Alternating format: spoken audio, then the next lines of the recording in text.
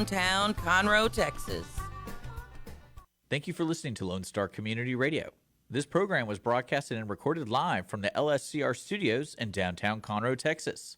Lone Star Community Radio is supported by listeners like you. Donate and sponsor today. For more information on getting involved with Lone Star Community Radio, contact us at lscrstudios@gmail.com or visit us online at www.irlonestar.com.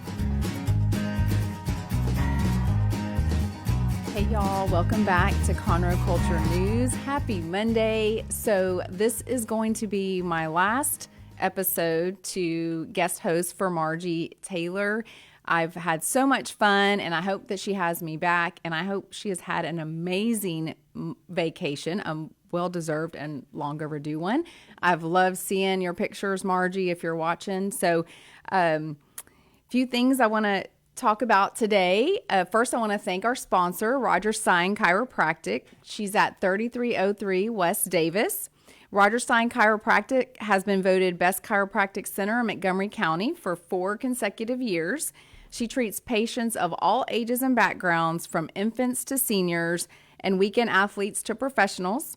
Her focus is on a natural approach and not only relieving pain, but also achieving optimal health. Dr. Stacy Rogers holds certifications in adjusting extremities, clinical nutrition, and prenatal and pediatric care. She's offering new patients $37 for your first-time visit. That's all you pay, and that is donated to CASA. We had her on here in previous shows, so check her out. And thank you so much for your sponsorship and your support. A few events that I want to share. Family Promise in Montgomery County, they have their Rise Up Luncheon this week, August 29th at 11 a.m. That's at Lone Star College, the Maverick Center. You can find more information at familypromiseofmc.org. We had her on here talking about that. They are an amazing program doing a lot of things for Montgomery County. And then Love Hills Youth, Rebecca Smith was on here last week, I believe. She is still collecting clothes for foster children. You can get that, stop by Body Bar Wood Forest. We had the owner, Jennifer Rubino, on here. You can stop by there and do your drop-offs, and she's going to add that to her Love Hills Youth mobile clothes closet. And you can also get a free class at Body Bar Pilates. You can go on the app, or you can go there when you drop off your clothes and do a free class. And one more event I want to share. So I actually, with Mama Bears Rising, I'm going to have Mama Bears Rising Together Faith Over Fear event. It is powered by Spark Media. That is Misty Phillip with Spark Media. And it is at Westlake Fellowship in Montgomery on 105. That is going to be Saturday, September 14th. If you want more information about that and a little bit more about Mama Bears Rising, you can join our Facebook group. It's Mama Bears Rising, and that's MAMA, or on Instagram. And we'll have our app coming up, and a lot of the great resources and people that you hear on the show will be on the app. And we want to really create a place for our community to join together and support the great people in our community and local as much as possible first. And then a few things I want to say. I shared a little bit about back to school. Whether you have school-age children or not, get your clothes that you don't need to Love Hills Youth. But then also, I just want to share quickly on the effects of mental clutter and what that does to our physical, our mental health, and eventually will affect our physical health. So if you're finding yourself in new routines, hey, y'all, listen, like seasons of life change, even the seasons of the year change. And so that does affect that. So get your physical space in order, but also there's so much invisible work that we do that is not seen. So maybe these are errands that you run or phone calls you have to make, and it seems like it's a never-ending to-do list, and we can't do it all. So instead of getting overwhelmed, you can try prioritizing. I know procrastination is seen as a bad thing, but sometimes when we prioritize, we want to procrastinate with intention, if that makes sense. So if I can encourage you, I've shared before, a lot of times when we're trying to sleep and our mind it's racing and we can't stop thinking, have a note card by your bed and write down some things to get them out of your head and try to get that good sleep. And you can also do the things for the task. And like I said before, so much of the work we do is invisible, but it doesn't mean that it's not taking up space. So get note cards, start writing out things that are in your mind that you need to do. We can't think of everything, and all of that does add up and take up space in our brain. So if I can encourage you a little bit on that, start procrastinating on purpose and only getting the things that have to be done that week done, then you can mark it off. And trust me, there's always going to be something to do. So that might help there a little bit too. I'll be sharing more things like that on the app when it's out, Mama Bears Rising app. So without further ado, I would like to introduce my guest today, Ms. Shannan Reid. She is the Director of Community Relations at the Lake Conroe Chamber. I initially met you, Ms. Shannan, at the Montgomery Area Chamber. Right. And yes, so tell those who are not aware of you who you are and what you do at the chamber. Thank you so much for having me today. Yes.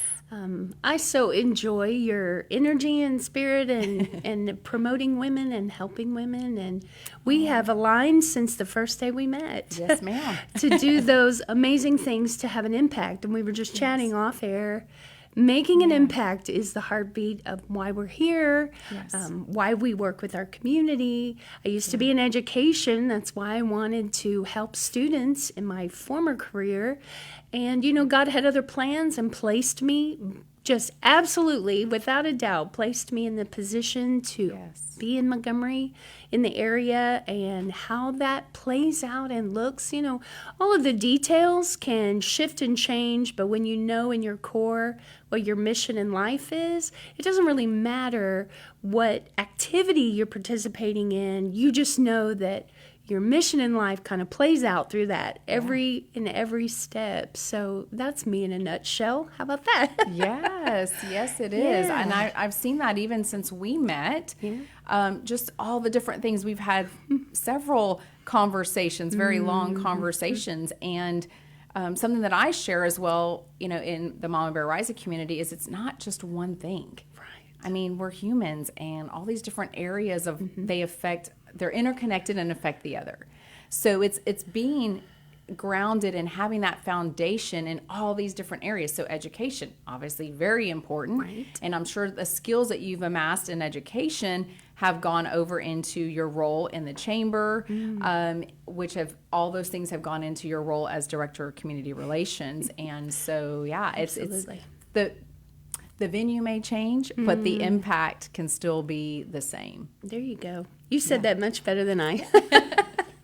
Yeah. So as Director of Community Relations, what is your core role at the chamber? So leaving the party of one or two, as it was, by the time we ended Montgomery Area Chamber of Commerce, I was spread all over doing all the things. I chased invoices. I arranged all of the back end, logistics to everything, wrote the content, The to tech help on the app. all of that, right, doing all the things, to really getting to focus in on initiatives. And I use that word because that's a nice round word for all of the things that go into making a community have that quality of life that we're looking for. Why did people come to the Lake Conroe region in the first place? Quality of life, education, the ease of which they could live their life, and the comfort around them with values that are aligned with that's why they came here. So how can I be participating in and leading initiatives at the chamber level? Well, this is an interesting conversation to unpack a little.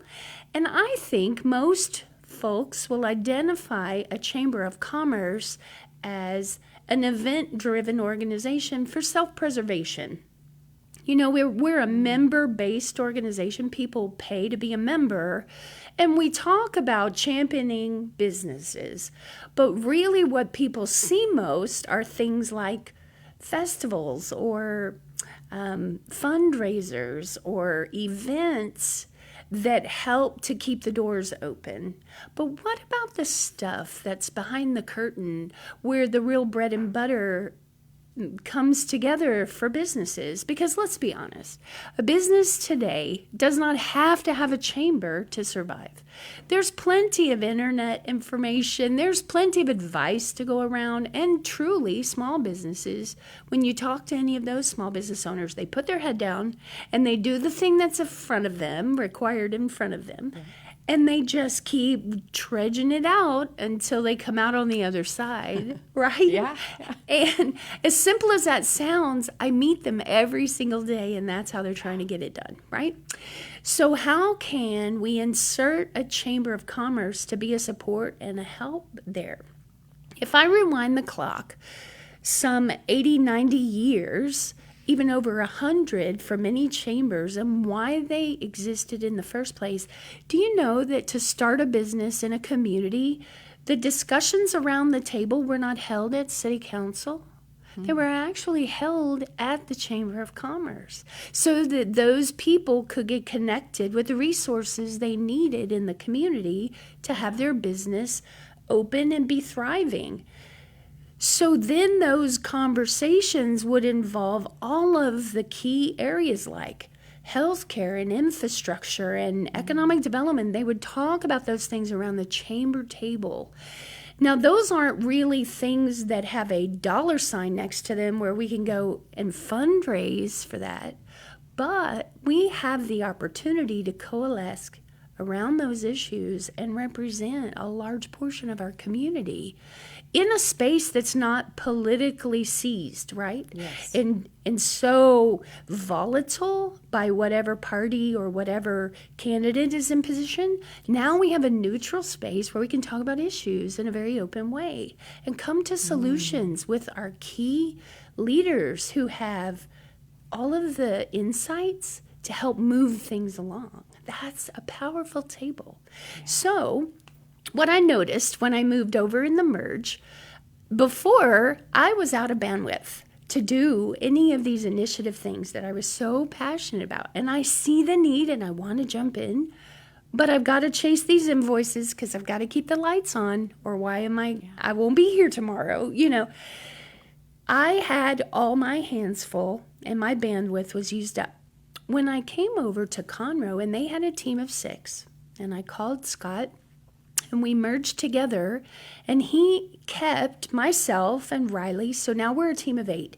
What we had noticed was, big or small, almost every organization gets their hands full with the things that they have going on. Yeah. And rarely is there a person available to lead on initiatives.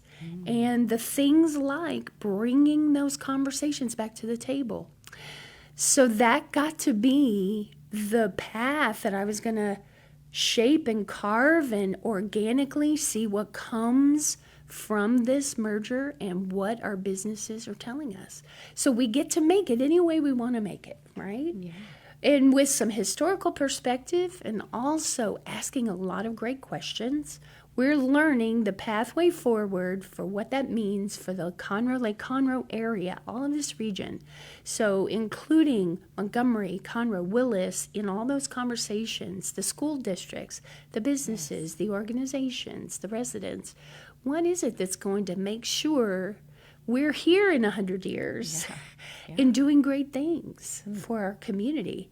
So that's kind of the 50,000 feet level of the new badge that I wear. At community relations, that's a broad term, and I think it will still be yet to evolve what takes place. And back to the beginning of our conversation with the impact we're making, it's so important to go in with the mindset of it may not be a certain defined role, or it may be one thing, but it organically changes because our community needs change. That's right. And just being open to that feedback, and just going back to the small business owner, if you are providing a service or product that you think everyone needs, you might think it's amazing, but it's how much more effective is it to get the language from the audience that you're wanting to serve and allow them to tell you what they need to a sense, right?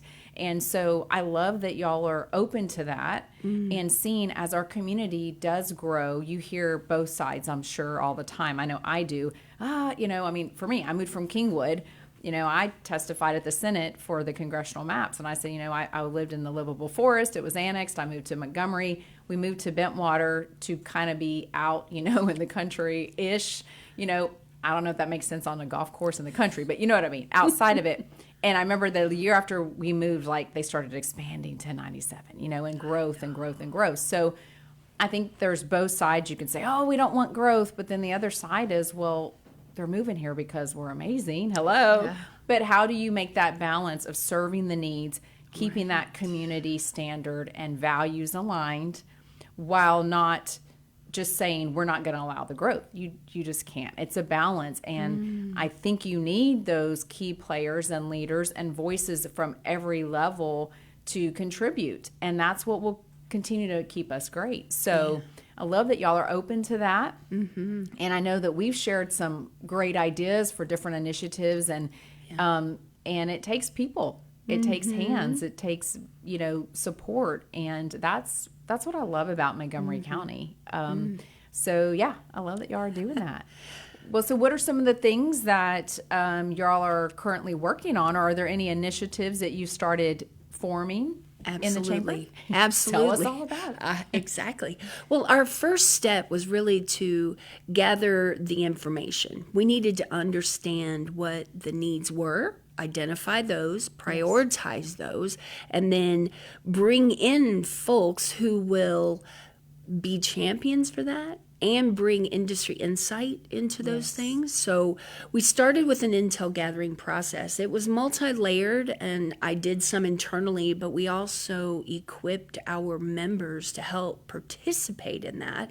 We started with Chamber Day, and I cannot wait until this blossoms into a huge initiative countywide, even if we can involve all of our chambers to do this.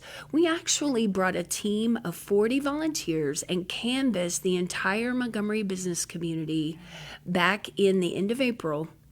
And we asked 10 simple questions. But instead of sending out a digital survey that maybe less than 10% would fill out, we actually walked into their businesses with firecrackers and, noisemakers, the whole thing. We wanted to celebrate business. We wanted them to see us in their doors and say, hey, we see you.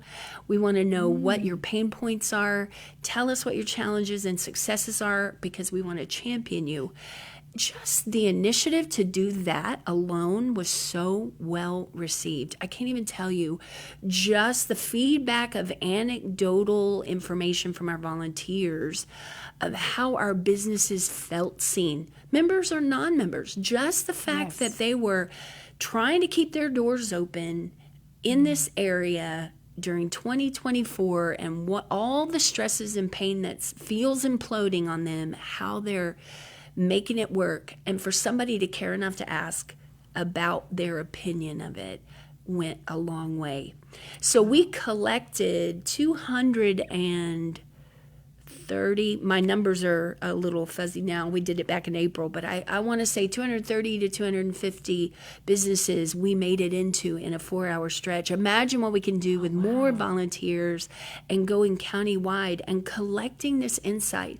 But what I did with the data, we were collecting that in real time in the home office, and I took those graphics and blew that up into a beautiful report. So now we can go and say, this is our percent of historically underutilized businesses in Montgomery. These are women-owned, these are veteran-owned, these are minority-owned.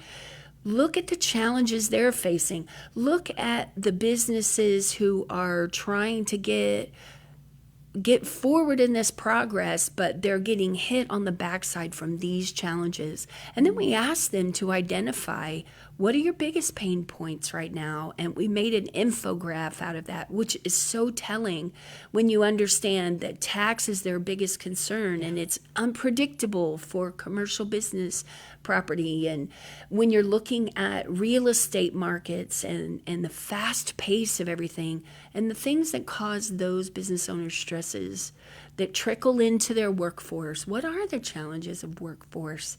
And having reliable employees, maybe are they calling up in the morning saying, I'm sick, I'm not coming in, and then they never return? We've got so many stresses coming from every side for our businesses. So that was our first step of gathering intel. And producing that report was just mind-blowing for everyone involved. And then presenting that to our coalition of chambers across Montgomery County to say, hey, look at the power of this data, and can we do this across the county and really learn more? And that will give us some legs to stand on when we talk to our lawmakers and say, this is real data, not stuff that you read on in the newspaper, on the news. This is the real boots meet the ground info. So that was where we started. And, we're right now in the interim session of our state process. So in the even years, all of our lawmakers are in committee hearings, and they published at the end of the spring their list of interim charges. And basically those are their committee assignments. And every lawmaker that we voted into the state office is assigned to a couple of committees. And they're drilling down on issues that plague our local communities. So every person in the state of Texas needs to appreciate that there are a group of people sitting in an office in Austin talking about you today. And they're making decisions about how you get to live in Texas. And we should be a part of that process, right? I know you're shaking your head. Amen. I'll fly that flag high. So I took those interim charges, the list of committee assignments, and I looked up every lawmaker on which committee and who our 7 delegates here in Montgomery County, which committees they sit on, what influences they hold, and what things are they thinking about. Because here's the truth. We know we're human, and we can call our congressman's office or our state rep or our state senator, and we can complain about this spigot that's leaking. But if it's not on their top 10 list, the chances of them turning to focus on the spigot that's leaking is very slim.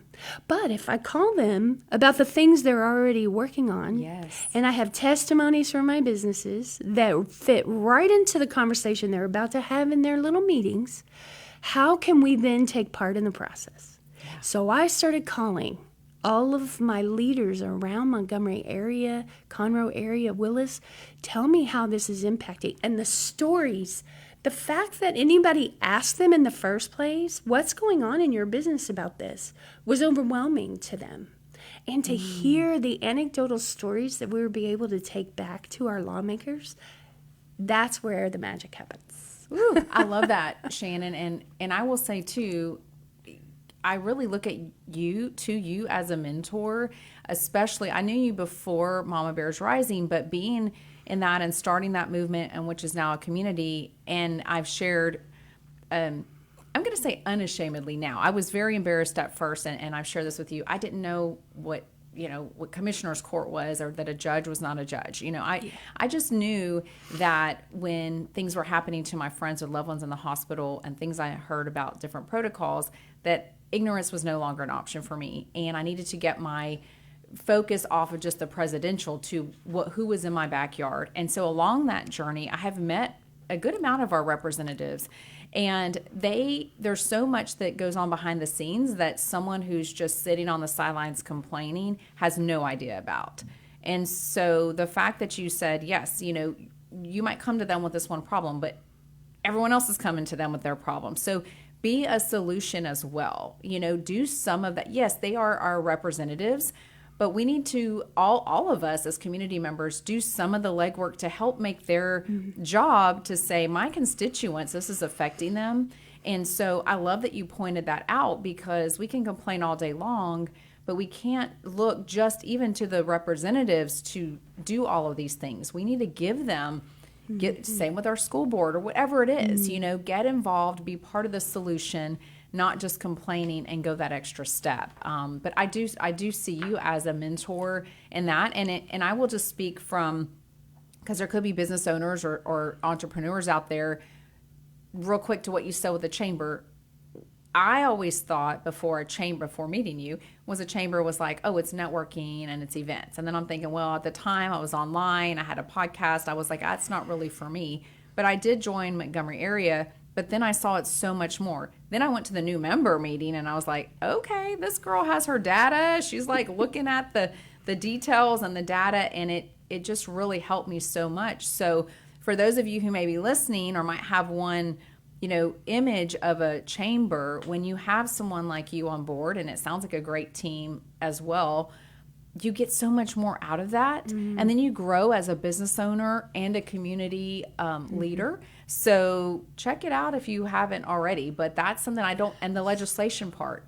Absolutely. It affects us as community members, but definitely as a business owner. So any of these resources we can have, we just need to make it a priority. So, well, nothing screams more loudly than COVID. You can go back to COVID as a business owner and appreciate that someone somewhere decided how you got to do business, hours you could be open, the number of people that you could see. They dictated your wins and losses. It was no longer in your hands. Well, who are those people? We elected them to be there. That's right. And they work for us. We forget that sometimes. So it is very valuable. And I say this to all of my small business owners all the time. Your very first investment ought to be in a chamber of commerce for the very reason that you want to keep your head down and work on your business, and you need someone going to bat for you as a champion while you don't have time to. Steve Toth was at a recent meeting. Representative Steve Toth was at a meeting that we had for our Montgomery County Coalition of Chambers, and he said a very precise quote that I was like, yes, and that's why we're here. He said, change happens for those who show up. Yeah. Okay, our business owners are the very people pulled in every direction, and to show up is the hardest part for them in the legislative process. So they're counting on, they voted these characters into office and say, we need you to go to bat for us because we can't have time to do all of that plus our business. That's why we need you. So those lawmakers go and they are in the room, but they are not in the room alone. Our 7 delegates are representing us wonderfully, but there are a whole lot of other communities and counties and districts across the state of Texas that have very different ideas of how that should look. And so while our guys are going to bat, and ladies are going to bat for us, those folks are going to bat for someone else. So who is showing up to make those changes? Well, that's where a chamber can be the table where we can have those discussions. And as a matter of fact, we did that this summer. So after our chamber day, we turned our focus toward preparing for this coalition. Now since Montgomery merged with Conroe, we're down to 5 chambers across Montgomery County. But wow, that's a lot of representation. Yeah. But when you look at a small community in respect to the entire state of Texas, it's very hard for even a small 1-chamber community to move the needle on legislation. But when 5 chambers come together and we have 7 members of our delegation from Montgomery County, and those 12 are in a room together, magic happens. Yeah. And we had serious conversation with all 7 of them. It was just 2 weeks ago. I brought you some information on that. It was amazing. But we looked at our historical pillars that always come up over time: healthcare, workforce and education, how we're preparing ourselves for our future, our infrastructure, and our economic development, preparing for growth for the next people that want to come to Montgomery County. And then we were able to outline the highlight moments in each individual community and talk about those around the table and really peel back some of the layers of, we're not just here for photo ops. We want to bring testimony. We want to share with you the pain points. I have so many great stories that I was able to share for individual businesses here. And I saw the outrage pop up on some of the senators' faces like, what? That's really happening? Are you kidding? And we need to get involved, and we need to do something now. And I'm like, exactly. That's what we're talking about. Yeah. So now Montgomery County is going to move the needle, right? Yeah.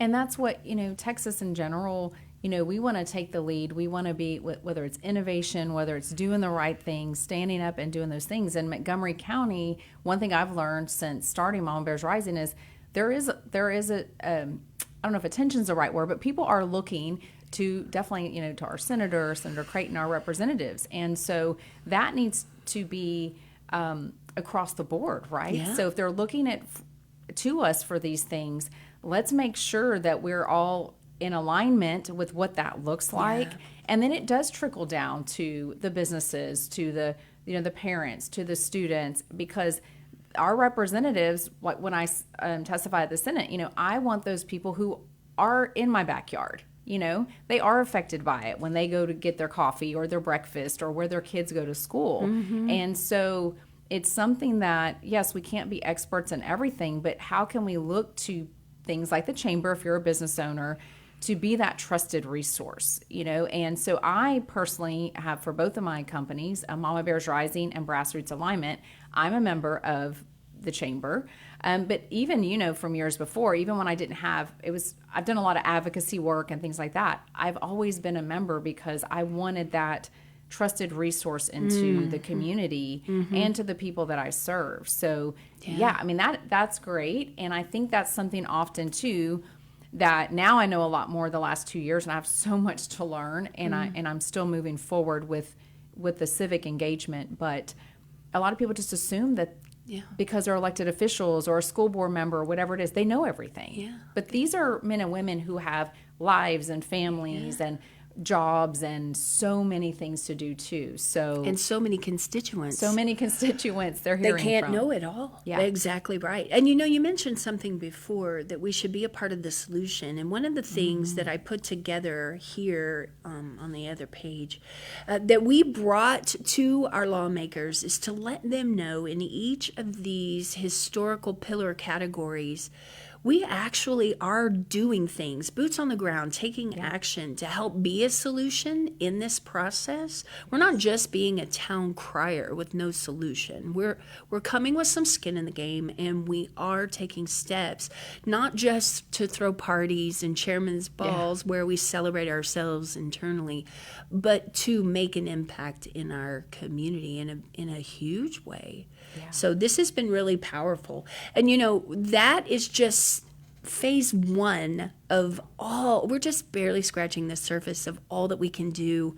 Coming up in a few weeks, we're taking a small delegation to Washington, D.C., and we'll be meeting with all of these offices and agencies that really that trickle down into our local areas. And we're going to sit with them. But what's inspiring about preparing for that trip, we'll also meet with our, Texas senators and our local congressmen while we're there in Washington, D.C. That'll make an impact itself. And we want to strengthen those alliances so that we can really build those relationships. We can call on them when it's time. But it opened my eyes to seeing the state almost in the same way. How can we engage with the agencies of the state? We take advantage of meeting with our lawmakers that we've elected, but we haven't always tapped into our agencies that dictate how we do life here in Texas too. So that is next on the horizon. Okay. And I'll tell you one simple one: insurance in every facet, whether it's health, home, auto, life, commercial, property, all of the above. We've got all the gambits of insurance, and they are all exponentially increasing in premiums and costs to us. At the same time, we have a decrease in coverage across the board. Then we have carriers who want to pull out of our communities altogether, whether it's for natural situations, all of these weather events that we've experienced. Well, are they leaving our businesses high and dry when it comes time for renewals? What are some of the things there? And I talked to one of our insurance brokers who said, Shannan, it's like the wild, wild west out there. There's no regulation. There's no real structure to it. And they're doing whatever willy-nilly. How can we come in and work in that caveat? Because here you have a business trying to make it on the front end, and they're surviving all of the frontal attacks, but in the back door, insurance has increased 4 times as much, and it's making it hard for them to create a competitive advantage for their business in workplace and recruitment and retention. Yes. People are leaving out the back door. Little moments like that were unearthed in this process. How can we insert the Chamber of Commerce there to help get the players at the table and do something about it? Isn't that cool? I mean, you can feel I can make an impact in that. Yes. Yeah. And all those things that you're saying, like, okay, insurance, yeah, that affects us personally, obviously, but then as a business. And I was at the Houston Media Conference yesterday supporting some of my friends, Amber Buteau. She has a For the One studio, and Misty Phillip, with Spark Media. And some of the conversations, I was kind of listening in, on the side to what some of their challenges. And I met a gentleman who was a facilitator, Gordon, with Lamar University, their TV, but he was talking about Baytown, and just like the businesses. So he's done a film on talking to the businesses, how they were affected, and insurance is one of those things. And, small business owners are the backbone of our communities in our country, and we want to support that. So, this is so great, everything that y'all are doing. Thank you so much, Shannan, for joining me. I'm so excited I got to have you on here while I was guest hosting. I love it. Can you let those listening know how to get involved in the Chamber and find out more information? Absolutely. I'd love to. So Conroe.org, O-R-G, Conroe.org is the Chamber's website, and you can find information about membership there. And I really encourage everyone, if you have a business, go and check that out. Yes, there will be opportunities for networking and getting your business visible, all of those wonderful things. But just know also that even if you can't attend every event, the value is there because we're doing some powerful things that will help remove obstacles and help you to have success in your business. Whether you show up or not, we would love to be able to do that for you. Yeah. Well, thank you, Shannan, so much, and I'll see y'all soon.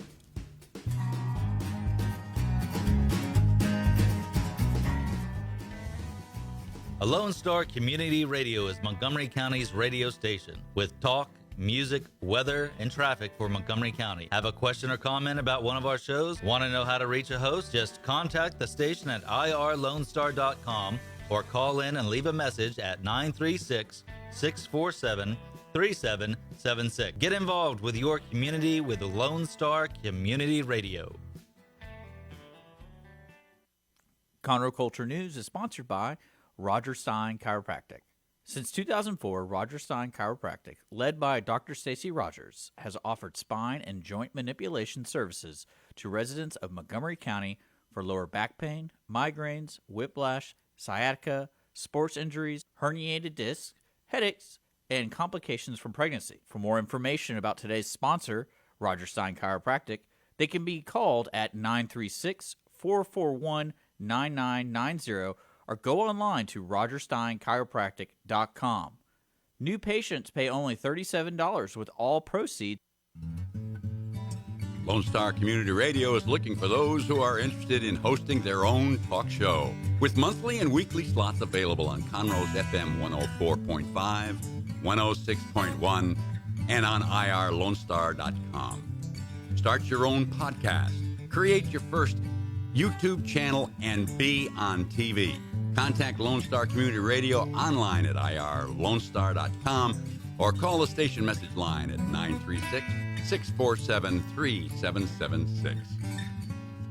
God's Garage is a 501c3 that repairs and gives away cars for free to single moms, widows, and wives of deployed military. You can help God's Garage by donating a vehicle, volunteering your time, or by monetary donation. God's Garage is located at 2106 East Davis, Conroe. If you'd like to learn more about God's Garage, visit our website at godsgarage.org. Or you can contact us and we would be glad to come and make a presentation to your group. All right, y'all, we are back.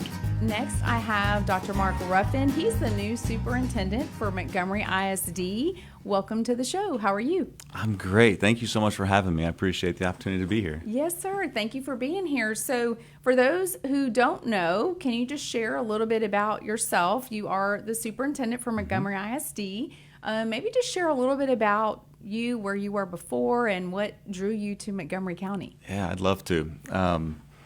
So the easiest and the best part of talking about me is talking about my kids and my family. Yes. I grew up in Humble and went I through did Humble High too. School to lead a district that our parents are comfortable with and know that we're going to hand you our most precious gift for 8 hours a day and then give them back to us and love them and steward them and grow them and all the things in a way that makes our folks proud. And so I just wanted to touch on that because you mentioned open the doors. It just kind of jumped to the front of my mind. Which makes me now I'm thinking all the things as a parent, that we think of is, safety is huge. I did read something that you're doing some things with safety, and that goes into, like I was talking to Shannan about Texas.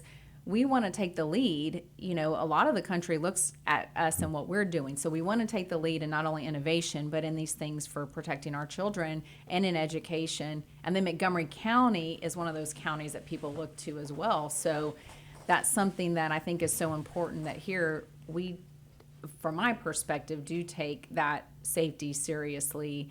And we might not even, we're not afraid to do some things that maybe as one of the first, right? Yeah. So do you want to share a little bit about that? Maybe something that is coming down the pipeline or something? Sure.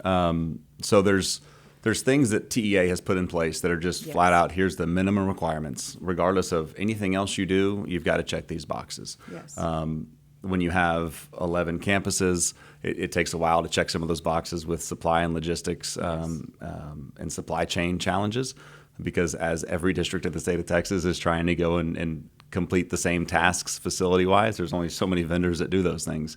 And so some of these things that we're doing that are now required are things that we've just always done. Yes. And I think that's important to highlight. Like House Bill 3 was a new law that all this comes from, and one of those requirements is an armed officer at every campus. That's a great law. That's one that Montgomery ISD has accomplished well before it was ever a law. Yeah. The challenge with the law comes the funding that's not there to comply with the law. So one of the biggest challenges we face in public education is the idea of what unfunded mandates do. And so this is a mandate. We're mandatorily required to meet this requirement that you have to have one armed officer on every campus. Our MISD payroll is over $1 million to do that, and we get about $240,000 from the state. So we're left bearing almost $1 million of burden to meet this mandate that now is a law that we're legally required to do. And so the armed officer one is something that we've always done. Entry-resistant film is something that has come out of tragedies and terrible things that have happened in the past. Just the benefit of slowing someone down from entering the building. We've got all of those really focus on the safety and security side, the hardening of campuses, making it more difficult to enter. There's a whole different level of safety and security, though, that we try and do on the internal side of things. That I think are, I'm in my eighth month started January 1st. As we continue to, going back to that, making Montgomery ISD stay small, we want to know our kids, right? You want to have genuine interactions and conversations with our kids. So just intentionality behind, I'm in this position of teacher, bus driver, cafeteria worker, whatever it might be for a reason, and I've got young people walking in front of me all day long. How am I using that just to make sure that they're okay? Just to check on them. I've had lived experiences. Maybe I can help. Maybe I can't help. Maybe you're comfortable talking to me as your bus driver, but you're less comfortable talking to the counselor that you don't maybe see every single day of the week. So there's a lot of the hardening of the facilities, but it's also just the intentionality behind what we want to do and the environment we want to create for our kids within our classrooms and our schools. Yeah, and then that's all wonderful, and I love that. And then talking about just kids, because like I said, I do have a teenager. Can you share a little bit about the phone policy? kind of like that. I'm sure you hear all across the board, but it's not a secret that when you go to learn, it's best to learn undistracted. But what would you like to share about that? Because I think it's important for us to hear it from you, because there is so much on both sides. I've heard it from parents. Well, yeah, we want it, but then I want to be able to get a hold of him or her. And as a kid, we want our phones. But I really think it's one of those things that we're both parents.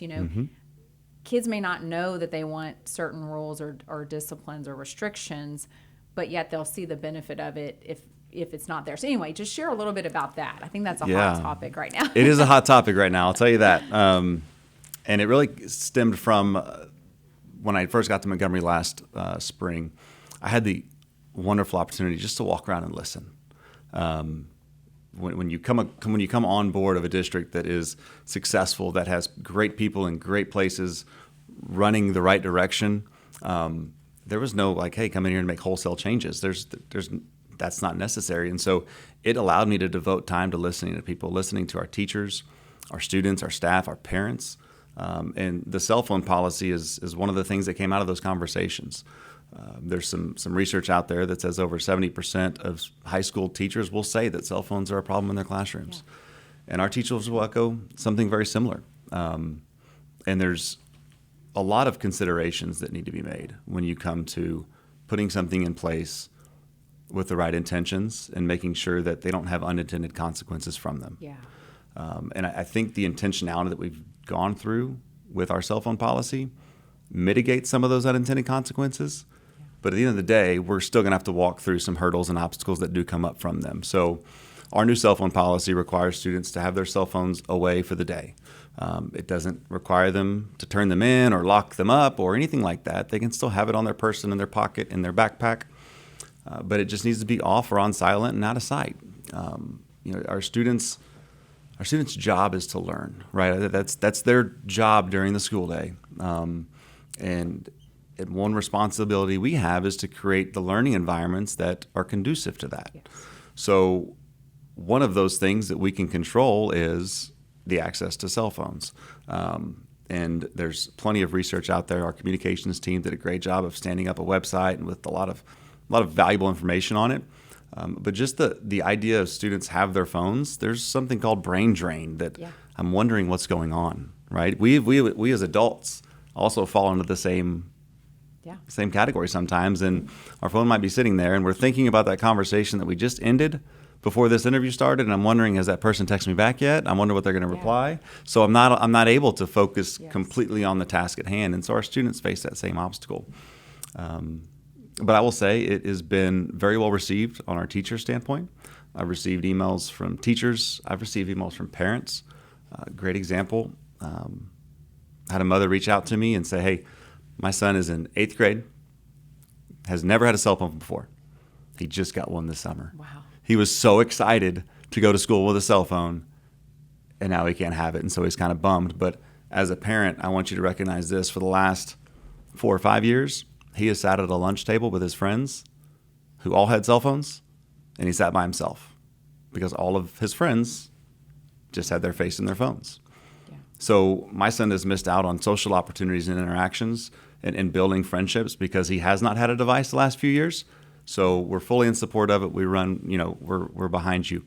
So there's benefits like that you don't always recognize. Other considerations, again, we want to make sure parents are comfortable, which is why we don't require them to lock them up or put them away or you can't access them. That's a good thing where it's like, hey, put them away. But if it is something, and as a parent, I just think, the worst, like it will happen. So it's there, but be there, be attentive. It helps that. So, well, thank you so much, Dr. Ruffin. We are truly blessed to have you in Montgomery County, and I'm really excited about this school year and of just getting the community more involved and to see how things go this year. And thank you so much. Can you let people know if they want to know, how to find out more? I know you'll have the MISD Education Foundation. Where can they go just to find out more information? So our website, our communications team does a great job of updating our website with valuable information. You mentioned our Education Foundation. We've got such phenomenal servant hearts as a part of the organization that come alongside us and help us do the work. I will say something that's significant on our website right now is you'll start to hear more things about what we're calling Prop A, which is a tax rate election that will be held in November.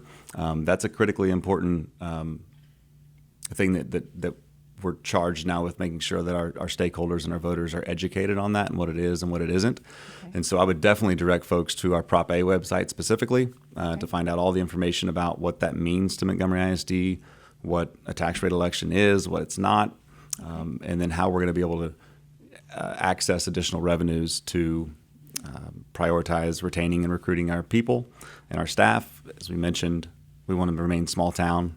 Our people are what do that. And we want to retain and recruit those, maintaining student programs, and then the safety and security that we've always held dear in Montgomery ISD. Okay, wonderful. And where can they go for that?